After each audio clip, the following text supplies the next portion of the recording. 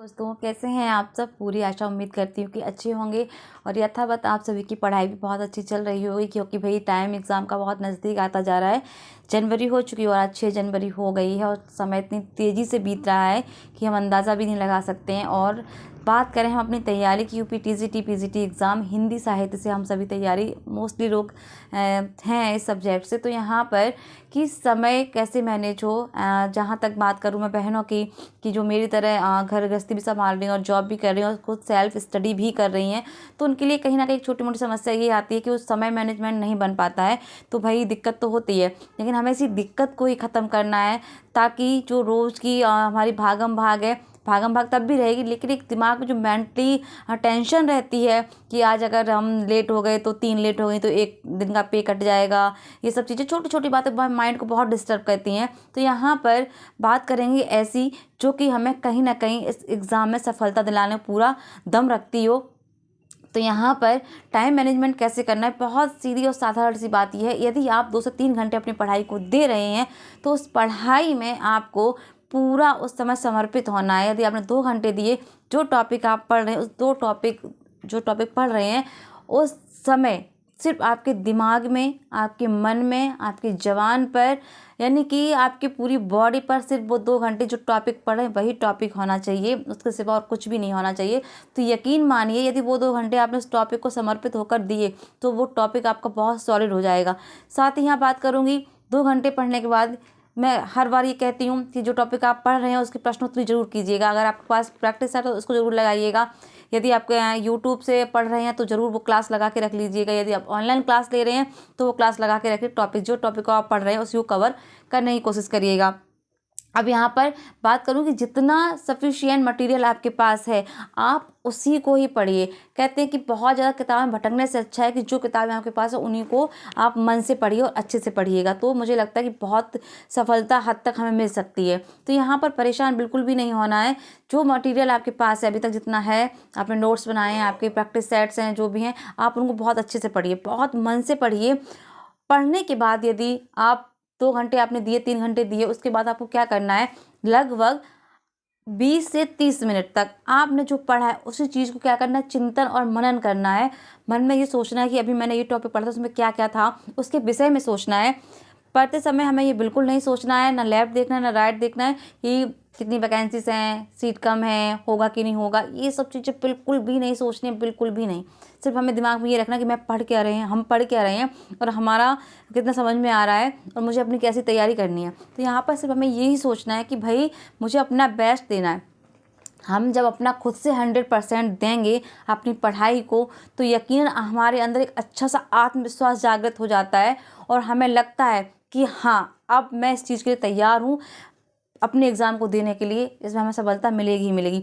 ये अपना स्वयं का अनुभव इसलिए बता रही हूँ कि 2021 में मुझे बिल्कुल भी अपने आप पे आत्मविश्वास नहीं था, क्योंकि मैं बताती रहती हूँ उस समय मेरे पास अच्छा कंटेंट नहीं था पढ़ने के लिए, केवल मैं प्रैक्टिस सेट ही लगाई मैंने, उसके बाद और मैंने कुछ भी नहीं पढ़ा था। मेरे पास मूल किताबें नहीं थी, अच्छी गाइडेंस नहीं थी, लेकिन धीरे धीरे चीज़ों को खोजा, सर्च किया तो चीज़ें क्लियर हुई। तो यहाँ पर वही करना है। अब एक आत्मविश्वास है कि हाँ, यदि मैं इस एग्ज़ाम में बैठूँगी तो अपना तो 100% मैं दूंगी ही दूंगी, बाकी ईश्वर की इच्छा, किस्मत की जो बात है वो देखा जाएगा, होगा या नहीं होगा मुझे नहीं पता।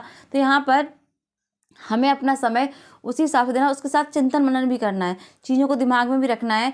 और मैं बताती हूँ कि आपके पास कौन सी डिवाइस है तो इसका भरपूर सदुपयोग करिए। अभी खाना बना रहे हैं, जो भी कर रहे हैं, आप अपने उसको समय दीजिए स्टडी को। यानी कि इस समय में हमें एक, अब बात करती हूँ सोने की, यहाँ पर थोड़ा सा नींद के साथ कंप्रोमाइज़ करना पड़ेगा, क्योंकि सुबह हमें भी अपने घर के काम निपटाने होते हैं, फिर स्कूल भागना होता है।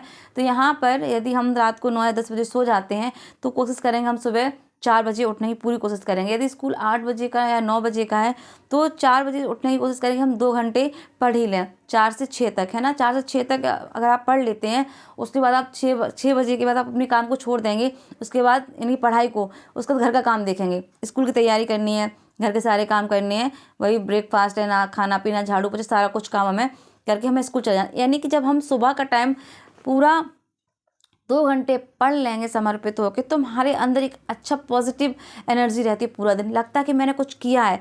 और जिस दिन हम ऐसा नहीं करते उस दिन ऐसा लगता है आज कुछ छूट गया, आज कुछ खो गया, अजीब अजीब सा लगता रहता है। करके देखिए, अगर जो कर रहे हैं उनको ये चीज़ फ़ील भी होती होगी कि जिस दिन आपका ये जिस दिन आपकी पढ़ाई नहीं होती, जिस दिन आप किताबों को नहीं देखते, उस दिन आपको अजीब-सा फ़ील। तो मुझे तो यही होता है कि जिस दिन मैं अपनी किताबों को ना देखूँ, मुझे लगता है कुछ छूट गया है, कुछ रह गया है। तो यहाँ पर यदि अब जब ये भावना आपके अंदर आ जाएगी, आपको लगने लगेगा आज मेरा कुछ छूटा है, आज मुझसे कुछ छूट गया, तो मतलब उसको तो आप अपने आप मन करेगा कि उसको पढ़ना, उसको देखना है। तो एक सफल होने के लिए हमें उसके लिए खुद समर्पित होना पड़ता है, अपनी पढ़ाई में झोंकना है खुद को हमें। तो यहाँ पर इतनी जब हम समर्पित हो जाएँगे तो सफलता निश्चित ही मिलेगी। तो पढ़ाई को पूरे मन से करिएगा, चिंतन मनन करना बहुत ज़रूरी है जिस टॉपिक को आप पढ़ रहे हैं, प्रश्नोत्तरी लगानी भी बहुत ज़रूरी है और ये काम बहुत ज़्यादा कठिन कुछ भी नहीं है, बहुत आसान है। डेली रूटीन में जैसे आप कर रहे हैं वैसे ही चलते रहेंगे। इसके लिए कोई ये नहीं है कि बहुत ज़्यादा स्पेशल कुछ करना है, कुछ भी नहीं करना है ऐसा। बस सुबह के आप 2 से 3 घंटे अगर निकाल सकते हैं तो ज़रूर निकालिएगा, बहुत ज़रूरी है, क्योंकि पूरा दिन फिर आप अच्छा फ़ील करेंगे और फिर आपका फिर से मन लगेगा। तो ये तो काम बहुत सारे लोग कर भी रहे हैं, अच्छी बात है।